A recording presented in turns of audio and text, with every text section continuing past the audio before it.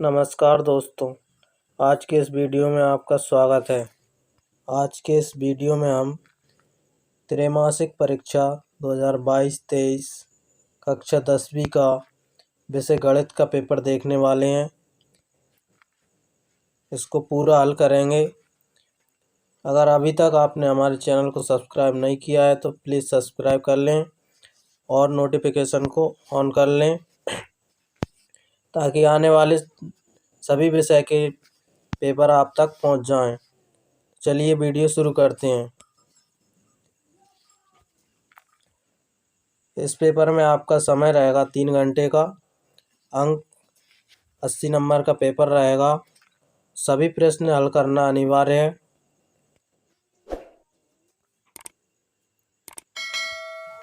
प्रश्न पहला दिया है, सही विकल्प चुनकर लिखिए।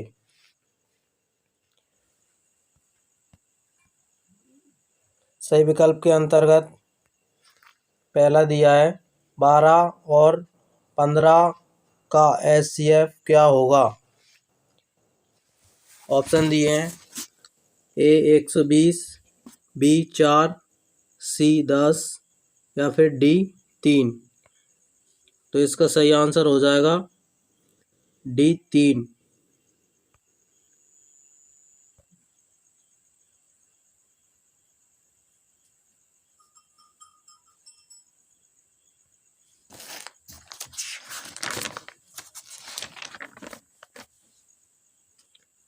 चलिए अगला देखते हैं। अगला है, निम्नलिखित में से कौन सी अपरिमेय संख्या है। ऑप्शन है A √3, B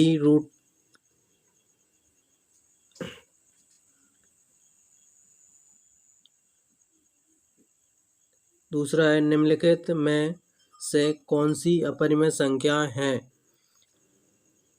ऑप्शन है √2, √3, √5 या फिर उपरोक्त सभी। तो हमें पता है ये तीनों अपरिमेय संख्या हैं, इसलिए इसका उत्तर हो जाएगा उपरोक्त सभी।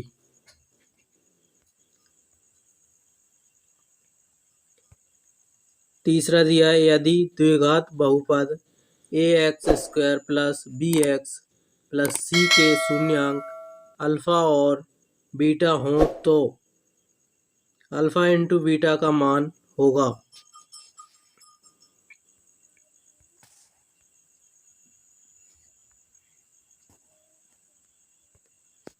ऑप्शन है b/a, b/c, -b/a या फिर -a/c। तो इसका सही उत्तर हो जाएगा -b/a।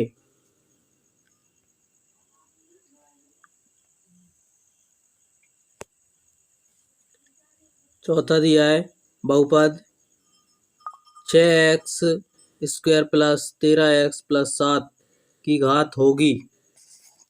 ऑप्शन है 0, 1, 2 या 3। तो इसका सही उत्तर हो जाएगा 2। इस बहुपद की घात 2 है।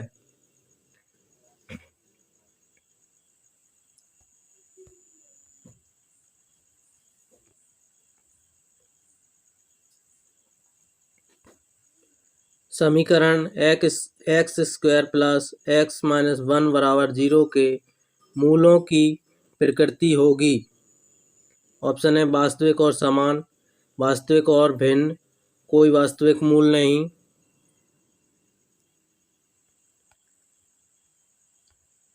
या इनमें से कोई नहीं। तो इसका सही उत्तर हो जाएगा वास्तविक और भिन्न। इस वाले समीकरण के मूलों की प्रकृति वास्तविक और भिन्न होगी। प्रश्न दूसरा दिया है, रिक्त स्थान भरिए। खाली स्थानों को भरना है। पहला दिया है √2 एक खाली स्थान संख्या है। तो √2 कौन सी संख्या है। √2 एक अपरिमेय संख्या है।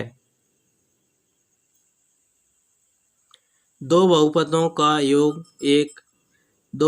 का योग भी एक बहुपद कहलाता है।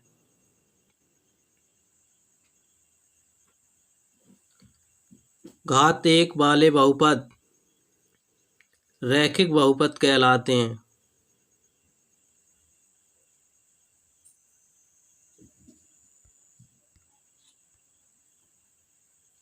चौथा है समीकरण 2x + 3y = 5 में यदि x = 1 हो तो y बराबर भी 1 होगा। पांचवा दिया है किसी द्विघात समीकरण के अधिकतम खालिस्तान मूल होंगे। तो किसी द्विघात समीकरण के अधिकतम 2 मूल होते हैं। छठा दिया है 9 और 7 का समांतर माध्य खालिस्तान होता है। तो 9 और 7 का समांतर माध्य होता है 8।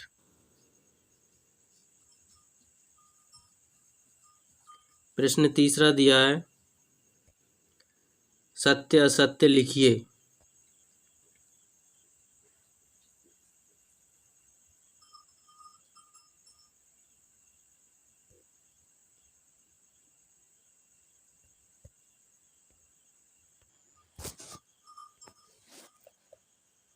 प्रश्न 3 सत्य असत्य लिखिए। पहला है 15 और 21 का एलसीएम 105 है। तो एलसीएम 15 और 21 का एलसीएम 105 ही होता है, इसलिए ये सत्य है। दूसरा दिया है द्विघात बहुपद के अधिक से अधिक 2 शून्यंक हो सकते हैं। तो हमें पता है द्विघात बहुपद के शून्यंक 2 ही होते हैं, इसलिए यह भी सत्य है। अगला दिया है 2 चरों में एक रैखिक समीकरण के अनेक हल होते हैं।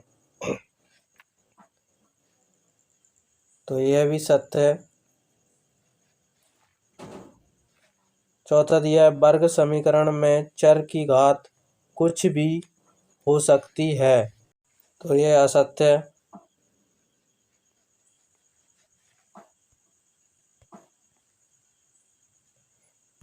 पांचवा दिया समीकरण x² - 4x + 4 = 0 के मूल समान होंगे। तो यह सत्य है।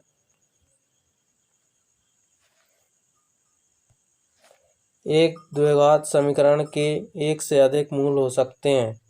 यह असत्य है।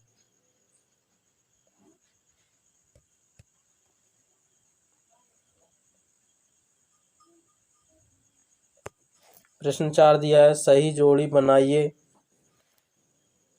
जोड़ियां दी हैं √2 संख्या है। तो √2 एक अपरिमेय संख्या है। त्रिघात बहुपद है। तो त्रिघात बहुपद कौन सा है? त्रिघात बहुपद ये वाला है। द्विघात समीकरण x² - 1 = 0 के मूल होंगे। तो इसके मूल ये हैं। द्विघात समीकरण कोष्टक के अंदर x - 3 कोष्टक बंद कोष्टक का स्क्वायर बराबर 0 के मूल। तो इसके मूल ये हैं। समांतर श्रेणी का nवां पद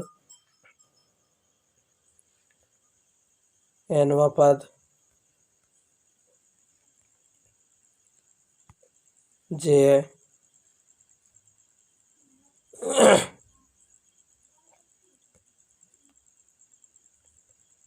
और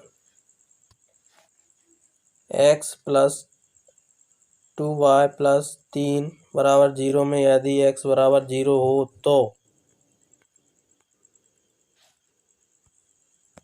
y = -3/2 होगा।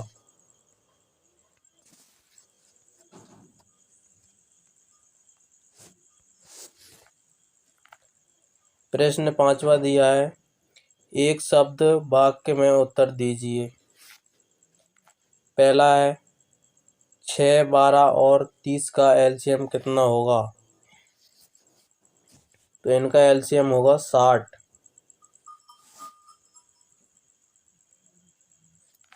द्विघात बहुपद की घात कितनी होती है? तो द्विघात बहुपद की घात 2 होती है। यदि 2 संतरों और 5 सेबों का मूल्य ₹70 है तो इस स्थिति को रैखिक समीकरण के रूप में प्रदर्शित कीजिए। तो इस स्थिति को समीकरण के रूप में लिखेंगे। 2 संतरों को अपन 2x लेंगे प्लस 5 सेबों को 5 दोनों का मूल 70 है तो बराबर में 70।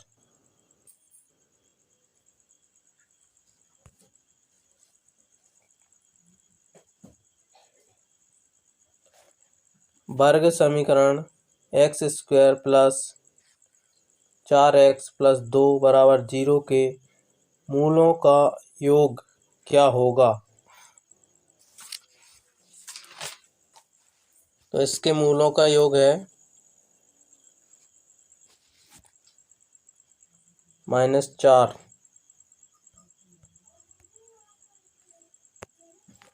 द्विघात समीकरण 2x² - 7x प्लस